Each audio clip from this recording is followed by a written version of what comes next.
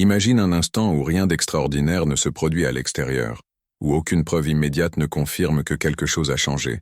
Et pourtant tu sens clairement que la pression intérieure n'a plus le même pouvoir. C'est précisément à cet endroit que commence ce que Neville Goddard tentait de faire comprendre, bien avant que ses idées ne soient popularisées. Avant d'aller plus loin, écris maintenant dans les commentaires exactement cette phrase. Tant que je fais des efforts, je bloque le mouvement. Lorsque beaucoup de personnes écrivent consciemment la même phrase, l'attention se concentre, l'esprit collectif se calme, et le message cesse d'être abstrait pour devenir vécu. Et si ce contenu t'apporte de la clarté ou t'aide à voir différemment ta relation à la réalité, le soutien au canal, même par le super chat, permet à cet espace de continuer à exister et à proposer des contenus profonds. Ce n'est pas une obligation, mais une participation consciente. Neville aurait dit que c'est ici que l'ancienne identité tente une dernière fois de reprendre le contrôle. L'identité qui a appris que sans tension, rien n'avance, que sans pression, tout s'arrête. Cette croyance ne vit pas dans la pensée logique, elle vit dans le système nerveux. C'est pour cela qu'on ne peut pas la dissoudre avec des arguments. Elle se transforme uniquement par l'expérience directe. Lorsque l'effort intérieur commence à se relâcher, la première sensation n'est pas la paix mais le vide. Un vide qui inquiète parce que le mental l'interprète comme une perte de contrôle. Neville appelait cela l'espace intermédiaire. L'ancien état ne fonctionne plus, le nouveau n'est pas encore stabilisé.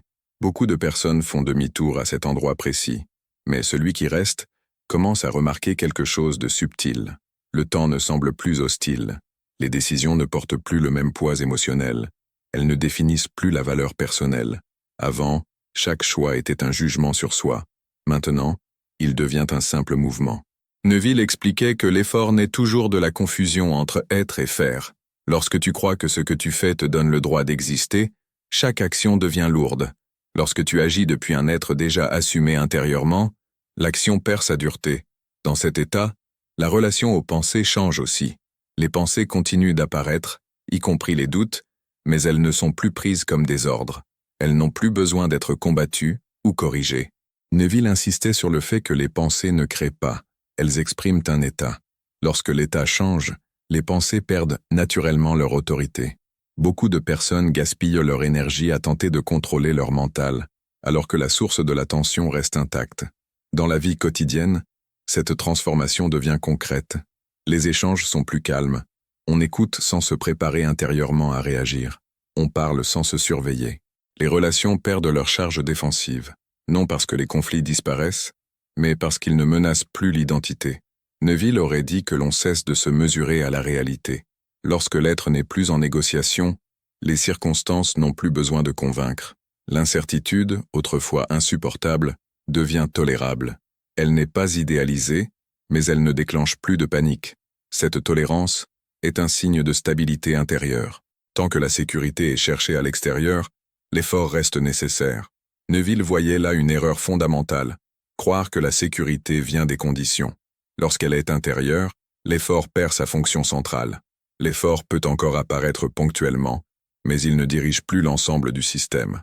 Il n'est plus existentiel. Et c'est cette différence qui change tout.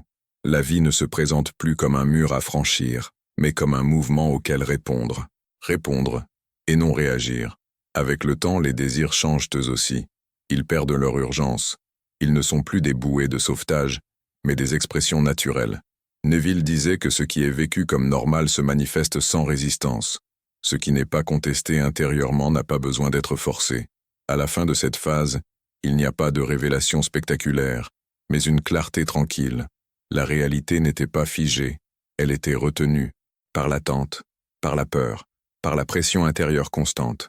Lorsque cette pression s'allège, la réalité commence à se mouvoir, non comme une récompense, mais comme un reflet. Neville n'a jamais enseigné comment forcer la vie, il a montré comment arrêter de lui faire obstacle. Et c'est exactement là que commence le véritable mouvement. Lorsque cet état commence à s'installer plus profondément, quelque chose de très particulier se produit. La personne cesse de se demander si elle est sur la bonne voie. Cette question, qui paraissait légitime auparavant, était en réalité l'une des formes les plus fines de l'effort intérieur. C'était une tentative constante de se vérifier, de se corriger, de se positionner correctement face à la vie. Neville aurait dit que tant que l'on se surveille ainsi, on n'est pas vraiment présent. Il y a une division subtile. Une partie vit, l'autre contrôle. Et toute division génère de la tension. Lorsque cette surveillance s'atténue, non parce qu'on a trouvé une méthode parfaite, mais parce qu'elle n'a plus de raison d'être, une nouvelle cohérence intérieure apparaît. On n'est plus l'objet de son propre jugement. Et cette cohérence devient le socle à partir duquel la réalité peut répondre sans résistance. Dans cette phase, la relation au temps change encore. Le temps n'est plus vécu comme quelque chose qui presse ou qui accuse. Il devient un espace neutre dans lequel les choses se déploient. Beaucoup de personnes confondent cette neutralité avec de l'inaction, alors qu'il s'agit en réalité d'une absence de lutte. Neville expliquait que la lutte est toujours un signe que l'on tente de compenser quelque chose intérieurement. Lorsqu'il n'y a plus rien à compenser, le rythme naturel de la vie reprend sa place. Les actions ne disparaissent pas, mais elles cessent d'être lourdes. Elles ne sont plus chargées de la mission de prouver quoi que ce soit. Elles deviennent des réponses simples à des situations concrètes. Les pensées, elles aussi, continuent de se présenter, mais leur rôle change. Avant, chaque pensée négative était vécue comme une menace qu'il fallait neutraliser. Cette vigilance constante créait une autre couche d'effort. Neville insistait sur le fait que les pensées ne sont jamais la cause première, mais le reflet d'un état. Lorsque l'état intérieur se stabilise, les pensées perdent naturellement leur intensité. Elles ne sont plus prises au sérieux de la même manière. Elles passent, sans laisser de traces durables. Et cette légèreté mentale n'est pas un entraînement, mais une conséquence directe de la détente intérieure. Un autre changement important concerne la manière dont les erreurs sont perçues. Autrefois, une erreur pouvait remettre en question toute l'image de soi. Elle était interprétée comme un signe d'échec personnel. Désormais, l'erreur devient une information, rien de plus. Elle ne touche plus le cœur de l'identité. Neville aurait dit que l'identité n'est plus suspendue aux circonstances. Et lorsqu'elle n'est plus suspendue, les circonstances perdent leur pouvoir de pression. Cela libère une immense quantité d'énergie, car cette énergie n'est plus utilisée pour se défendre ou se justifier intérieurement. Dans les relations, ce changement devient rapidement perceptible. Les échanges sont plus fluides. On écoute sans se préparer à réagir. On parle sans calculer l'effet de chaque mot. Les relations cessent d'être des terrains d'épreuve, non pas parce que tout devient harmonieux, mais parce que l'enjeu intérieur disparaît. Neville expliquait que lorsque l'on ne cherche plus à être validé par l'extérieur n'a plus besoin de nous tester. Cette absence de demande intérieure modifie profondément la dynamique relationnelle. L'incertitude, qui auparavant déclenchait de l'angoisse, devient supportable. Elle n'est pas recherchée, mais elle n'est plus fuie. Cette capacité à rester avec l'incertitude est un signe clair de stabilité intérieure. Tant que la sécurité est attendue de l'extérieur, l'effort reste indispensable. Neville voyait là une confusion majeure. Croire que la sécurité vient des conditions. Lorsqu'elle est vécue comme une qualité intérieure, l'effort perd son rôle central. Avec le temps, on remarque aussi que le besoin de se comparer diminue. Les parcours des autres cessent d'être des références constantes. Non par indifférence, mais parce que l'on ne cherche plus à se définir par contraste. Cette comparaison permanente était une autre forme d'effort. Elle alimentait la sensation de manque ou de retard. Lorsque l'identité est assumée intérieurement, la comparaison perd son attrait. Neville aurait dit que l'on cesse de mesurer sa valeur à l'aune du monde extérieur. Les désirs, eux aussi, changent de nature. Ils perdent leur urgence. Ils ne sont plus chargés de sauver ou de réparer quelque chose. Ils deviennent des élans naturels, sans pression. Et c'est précisément cette absence de pression qui les rend réalisables. Neville insistait sur ce point. Ce qui est vécu comme normal intérieurement se manifeste sans résistance. Ce qui est disputé intérieurement rencontre des obstacles. La réalité ne répond pas à l'intensité émotionnelle mais à la cohérence de l'état. À un certain moment, il devient évident que l'effort n'a jamais été un moteur, mais un frein. Non pas un frein visible, mais un frein intérieur. Il retenait la vie au lieu de la faire avancer. Cette prise de conscience n'est pas dramatique. Elle est calme. Elle n'apporte pas de triomphe, mais un soulagement profond. Neville aurait dit que l'on comprend alors que la vie n'était pas immobile. Elle était maintenue sous tension. Lorsque cette tension se relâche, le mouvement reprend naturellement. Dans cette phase avancée, il n'y a plus de méthode à appliquer, plus de pratique à suivre. Il reste une attitude, une manière d'être, une disponibilité intérieure. On ne cherche plus à influencer la réalité, on cesse simplement de lui résister. Et cette absence de résistance est ce qui permet au mouvement de se produire. Non comme un miracle, mais comme une conséquence logique. Ainsi, la conclusion s'impose d'elle-même, sans être affirmée.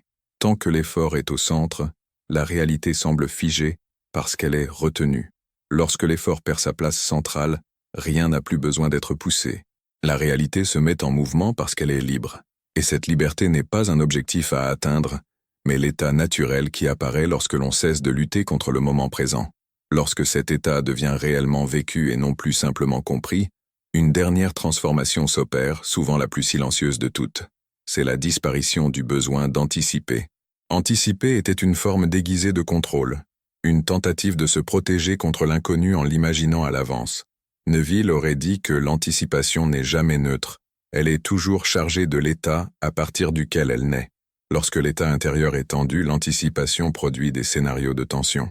Lorsque l'état est stable, l'anticipation perd son intérêt, non parce que l'avenir n'existe plus, mais parce qu'il n'a plus besoin d'être sécurisé. Cette perte d'intérêt pour l'anticipation marque un changement profond dans la relation à la vie. Le présent n'est plus un simple passage vers quelque chose d'autre, il devient un lieu habitable, et ce qui est habitable n'a pas besoin d'être fui ou amélioré en permanence.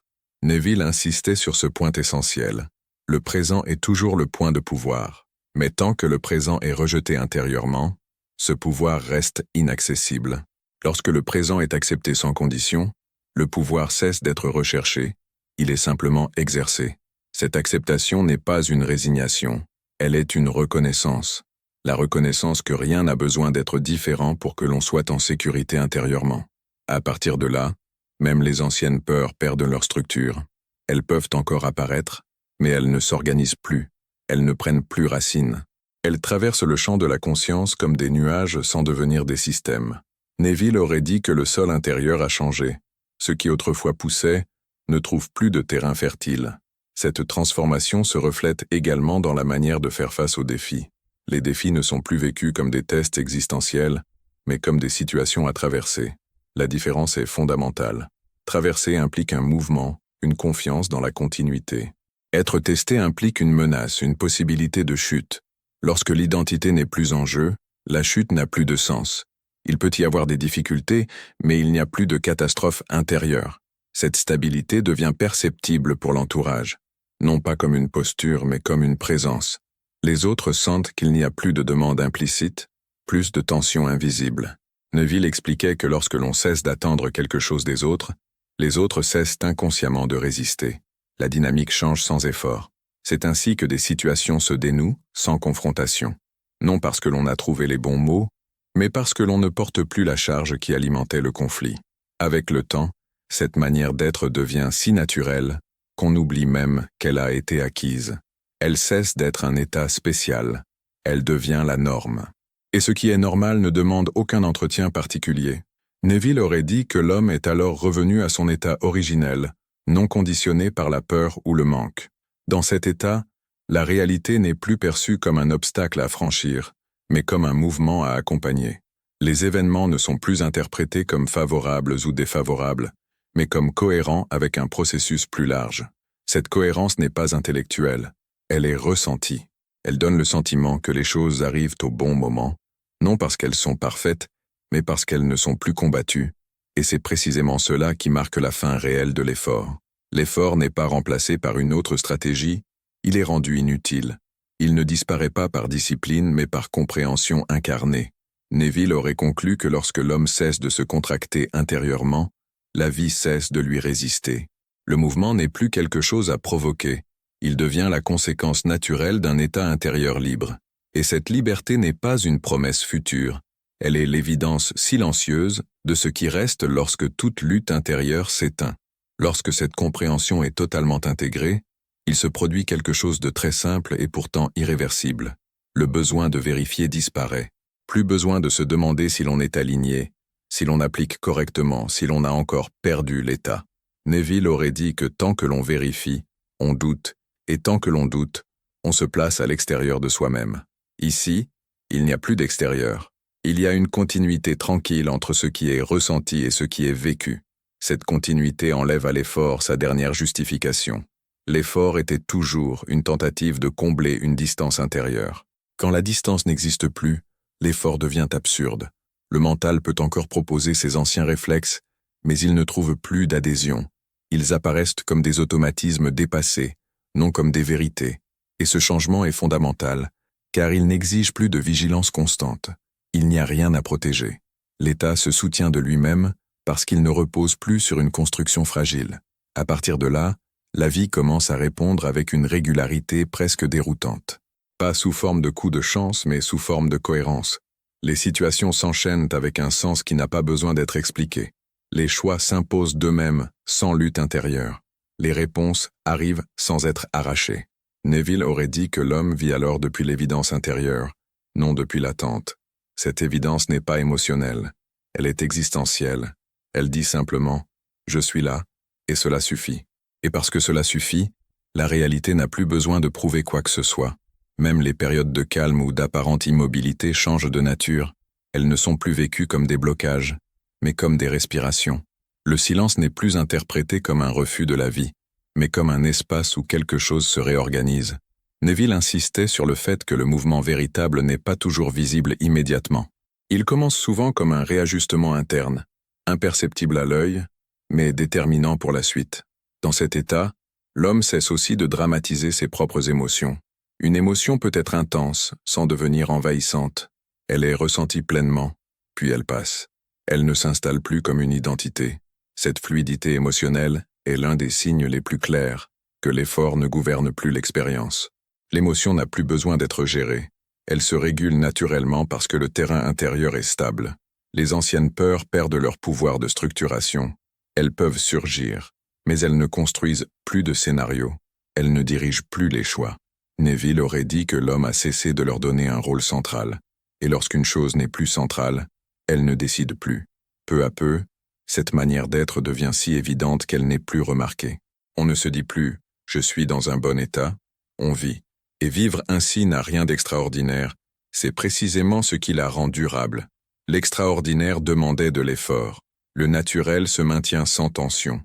À ce stade, il est clair que la réalité n'a jamais eu besoin d'être convaincue. Elle n'a jamais été lente, ni hostile. Elle a simplement répondu fidèlement à la posture intérieure. Lorsque cette posture cesse d'être contractée, la réponse devient fluide. Neville aurait résumé cela simplement. Ce n'est pas la réalité qui doit changer, c'est la relation que l'on entretient avec elle. Et quand cette relation n'est plus fondée sur la lutte, le mouvement cesse d'être un problème. Il devient une conséquence. Non quelque chose que l'on provoque, mais quelque chose qui se produit. Et c'est précisément là que tout se met en place, sans bruit, sans tension, sans effort. Lorsque cette phase est atteinte, une dernière illusion se dissout, souvent sans que l'on s'en rende compte immédiatement. L'idée que quelque chose pourrait encore être perdu.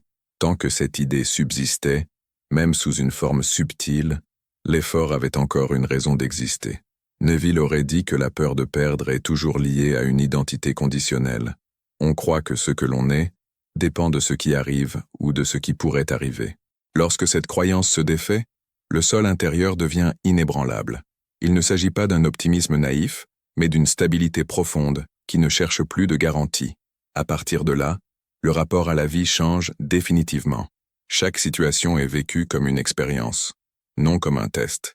Il n'y a plus de scène intérieure où l'on se juge en permanence. Cette scène se vide, et dans ce vide apparaît une simplicité nouvelle. Les choses sont ce qu'elles sont, sans devoir être interprétées immédiatement.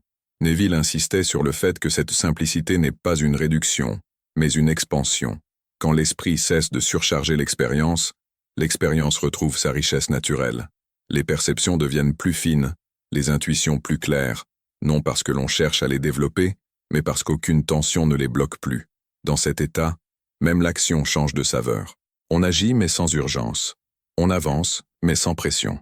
Chaque geste est posé parce qu'il est juste à ce moment-là, non parce qu'il est censé mener à un résultat précis. Cette absence de calcul intérieur est ce qui rend l'action étonnamment efficace. Neville aurait dit que l'action la plus puissante est celle qui naît d'un état paisible, non parce qu'elle est plus intense, mais parce qu'elle est cohérente. La cohérence intérieure se reflète inévitablement à l'extérieur. Les événements s'organisent avec une logique qui ne dépend plus de la volonté consciente. Des opportunités apparaissent, sans être poursuivies. Des réponses arrivent, sans être exigées. Des relations se transforment, sans confrontation. Tout cela ne se produit pas comme une récompense, mais comme une conséquence naturelle. Lorsque rien n'est retenu intérieurement, rien n'est bloqué extérieurement. Même les périodes de silence prennent un autre sens. Elles ne sont plus vécues comme des pauses forcées, mais comme des moments de maturation. Neville expliquait que la vie se déploie en cycles et que vouloir forcer un cycle est toujours une forme de résistance. Lorsque la résistance disparaît, les cycles se déroulent avec fluidité. Cette fluidité devient si normale qu'on oublie qu'elle n'a pas toujours été là.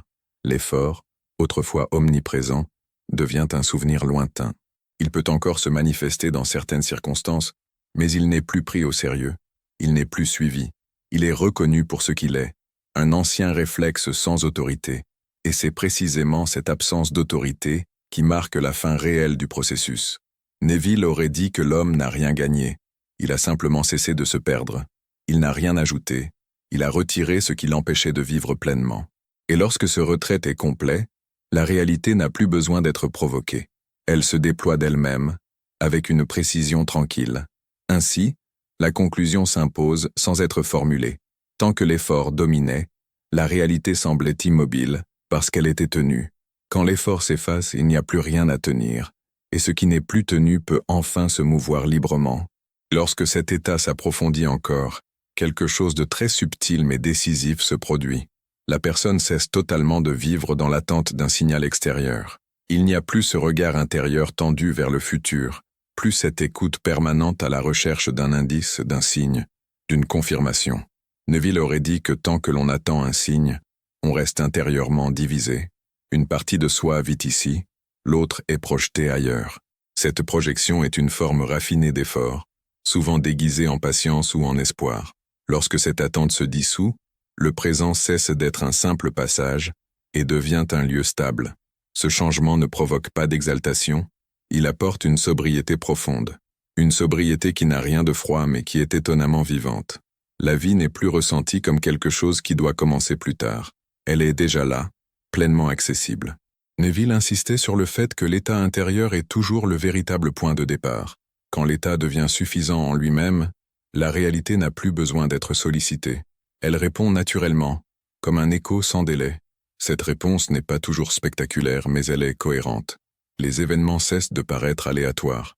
Ils s'enchaînent avec une logique douce, presque évidente. Non parce que tout devient facile, mais parce que rien n'est plus vécu comme une opposition. Le rapport à l'effort change alors définitivement. L'effort n'est plus confondu avec l'engagement. L'engagement reste, mais il est libre de tension. Il n'y a plus cette sensation de devoir forcer la vie pour qu'elle coopère. Neville expliquait que la coopération de la réalité ne se gagne pas, elle se permet. Et elle se permet lorsque l'on cesse de se contracter intérieurement. Cette détente n'est pas un abandon, c'est une réorganisation. Elle permet à l'énergie de circuler sans obstruction. On le remarque dans les gestes simples, dans la manière de parler, de marcher, de décider.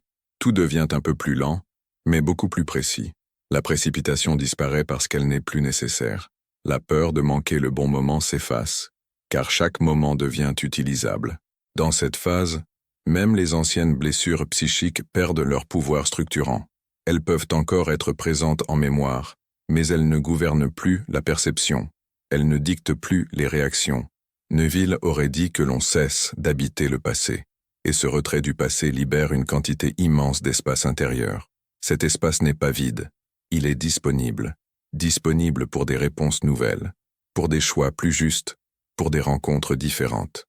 Les relations, à leur tour, se transforment en profondeur. Il n'y a plus de demande implicite, plus de tentative inconsciente de recevoir à travers l'autre ce qui n'est pas accordé à soi-même. Cette absence de demande modifie tout.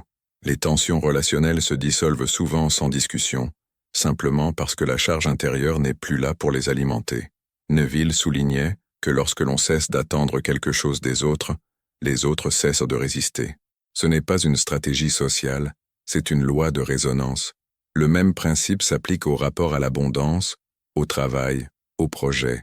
Tant que l'on agit pour combler un vide intérieur, l'action est lourde et la réalité répond lentement.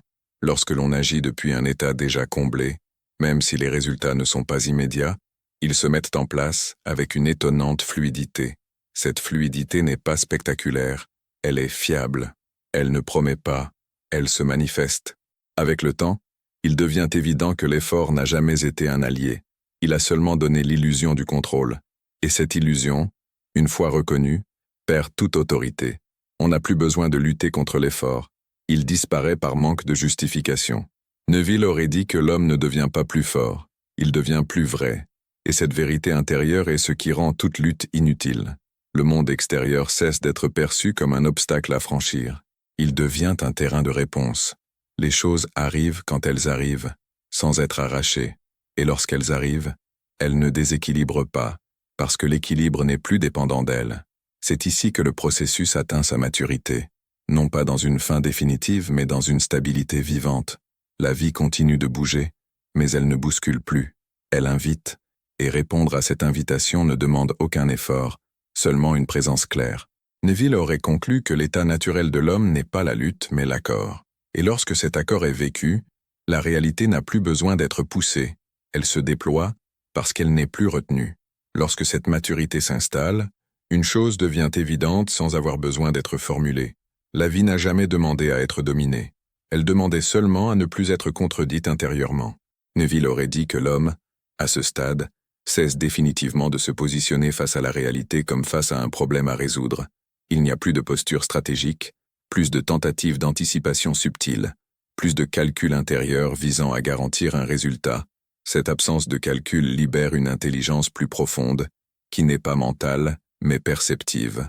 On commence à sentir quand agir et quand ne pas agir, non par raisonnement, mais par résonance. Et cette résonance est fiable parce qu'elle n'est pas filtrée par la peur. La peur était toujours le moteur caché de l'effort. Une peur de manquer, de perdre, de ne pas être à la hauteur. Quand cette peur n'organise plus l'expérience, l'effort perd toute légitimité. Il peut encore surgir comme réflexe, mais il n'est plus cru. Et ce qui n'est plus cru ne gouverne plus. Dans cet état, même l'idée de progrès se transforme. Progresser n'est plus aller vers autre chose, mais approfondir ce qui est déjà là. Chaque situation devient une occasion d'incarner davantage cette stabilité intérieure, non pas en se surveillant, mais en laissant tomber ce qui n'est plus nécessaire. Neville insistait sur le fait que la véritable transformation est toujours une simplification. On retire des couches, on enlève des résistances, on cesse d'ajouter des efforts pour corriger une sensation d'insuffisance qui n'était jamais réelle. Cette simplification se reflète dans la manière de vivre le quotidien. Les journées ne sont plus vécues comme des défis à relever, mais comme des séquences à habiter. Les succès ne gonflent pas l'ego, les difficultés ne l'écrasent pas. Tout trouve sa place sans prendre toute la place. Cette proportion juste est l'un des signes les plus sûrs que l'état intérieur est stable. Neville aurait dit que lorsque l'homme cesse de se définir par ce qu'il traverse, il devient libre de traverser n'importe quoi. Cette liberté n'est pas une promesse d'invulnérabilité, mais une capacité à rester présent sans se contracter. Et cette présence a un effet direct sur la réalité. Les choses se coordonnent différemment. Les délais perdent leur charge anxieuse. Les réponses arrivent souvent au moment où elles sont utiles, non quand elles étaient exigées. Les rencontres prennent une autre qualité. Il n'y a plus de tension invisible, plus de demande implicite. Et cette absence de demande est précisément ce qui rend les échanges fluides. Neville expliquait que l'on attire ce que l'on n'exige pas et que l'on bloque ce que l'on presse. Dans ce nouvel état, l'homme n'attend plus que la réalité confirme sa valeur. Il sait intérieurement qu'elle n'a jamais été en question. Cette certitude silencieuse est ce qui rend tout le reste possible. Même l'abondance, sous toutes ses formes, cesse d'être un sujet chargé. Elle n'est plus poursuivie. Elle est accueillie lorsqu'elle se présente. Et lorsqu'elle ne se présente pas encore, il n'y a pas de sentiment d'échec. Il y a une continuité intérieure qui ne se rompt pas. Neville aurait dit que l'homme vit alors depuis le sentiment d'être déjà chez lui dans le monde. Non pas parce que tout est conforme à ses attentes, mais parce qu'il n'est plus en opposition avec ce qui est. Cette fin de l'opposition est la véritable fin de l'effort. Il n'y a plus rien à pousser, rien à tirer, rien à forcer. La vie devient un mouvement auquel on participe, non un combat à gagner. Et cette participation n'exige aucune tension supplémentaire. Elle est naturelle, évidente, stable. C'est ainsi que le processus se poursuit, non comme une quête, mais comme une manière d'être. Et dans cette manière d'être, la réalité n'est plus lente ni réticente. Elle répond simplement, parce qu'elle n'est plus retenue. Lorsque cette manière d'être devient totalement naturelle, quelque chose d'encore plus profond se révèle. Le rapport à soi cesse d'être un effort permanent. Il n'y a plus cette tension sourde qui accompagne chaque pensée, chaque choix, chaque attente. Neville aurait dit que l'homme, à ce stade, n'essaie plus d'être quelqu'un. Il est. Et cette simplicité change tout. Être n'est pas passif, être est stable. À partir de cette stabilité, les actions prennent une autre texture. Elles ne cherchent plus à réparer une sensation de manque, ni à prouver une valeur intérieure. Elles surgissent parce qu'elles sont cohérentes avec l'instant. C'est ici que beaucoup réalisent que ce qu'ils appelaient auparavant discipline, motivation ou persévérance était souvent une tentative de compenser une insécurité profonde. Lorsque cette insécurité n'est plus au centre, ces concepts perdent leur poids. Il reste une présence attentive, calme mais étonnamment efficace. Neville insistait sur le fait que l'efficacité réelle ne vient jamais de la pression, mais de l'alignement. Quand l'intérieur n'est plus en contradiction avec l'extérieur, les choses avancent sans friction. Dans cette phase, même la notion de patience se transforme. La patience n'est plus une attente tendue, mais une disponibilité. On ne patiente pas contre la vie, on est ouvert à ce qui vient. Cette ouverture n'est pas naïve, elle est ancrée. Elle sait que forcer n'a jamais accéléré quoi que ce soit d'essentiel. Neville expliquait que le temps n'est pas un obstacle, mais un support. Lorsqu'on cesse de s'opposer au rythme naturel des choses, ce rythme devient un allié. Les événements se placent là où ils ont du sens, pas nécessairement là où le mental les exigeait. Et cette différence est cruciale. Beaucoup de déceptions naissaient, non de ce qui arrivait, mais du moment où cela arrivait. Quand le rapport au temps change, cette source de frustration disparaît. Un autre changement subtil concerne la manière dont les émotions sont vécues. Elles ne sont plus interprétées comme des signaux d'alarme ou des indicateurs de réussite. Elles sont reconnues comme des mouvements passagers. La joie n'est plus saisie de peur de la perdre. La tristesse n'est plus rejetée de peur qu'elle s'installe. Tout circule. Neville aurait dit que lorsque l'on cesse de s'identifier aux états émotionnels, ceux-ci cessent de gouverner la réalité. Ils deviennent des expériences, non des directives. Cette fluidité émotionnelle renforce encore la stabilité intérieure, car elle enlève au système nerveux la charge de devoir constamment se défendre. Dans les relations, cette transformation devient évidente avec le temps. Il n'y a plus de stratégie, plus de calcul inconscient visant à obtenir reconnaissance, sécurité ou validation. Les relations deviennent des espaces de rencontre, non des moyens. Cela change profondément la dynamique. Les tensions se désamorcent souvent sans explication, simplement parce que la pression intérieure n'alimente plus le lien. Neville soulignait que l'on ne peut jamais recevoir librement ce que l'on exige intérieurement. Lorsque l'exigence disparaît, la réception devient possible.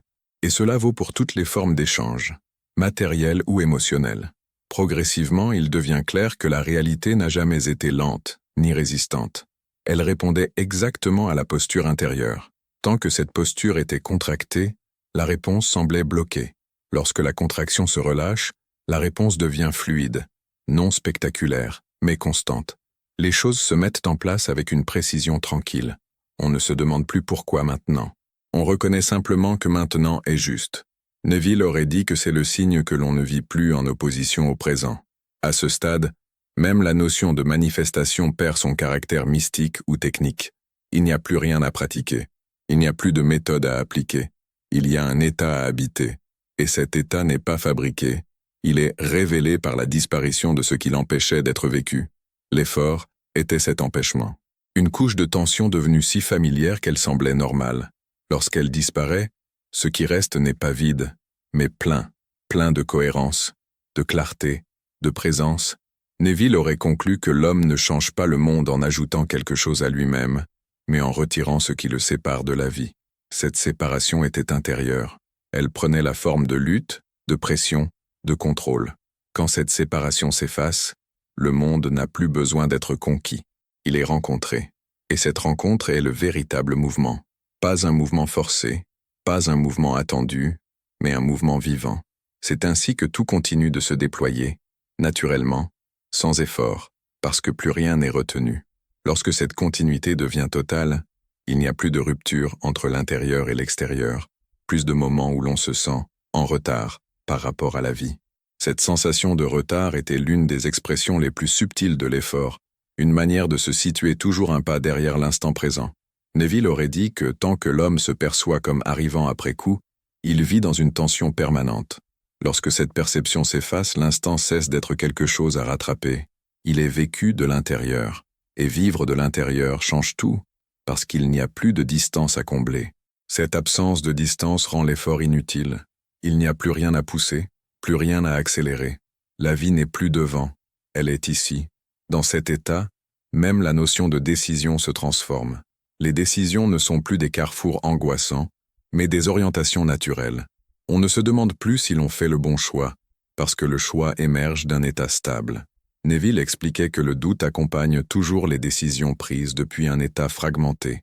Quand l'état est unifié, le doute perd sa fonction. Cela ne signifie pas que l'on ne réfléchit plus, mais que la réflexion n'est plus chargée de peur. Elle devient un outil, non un champ de bataille.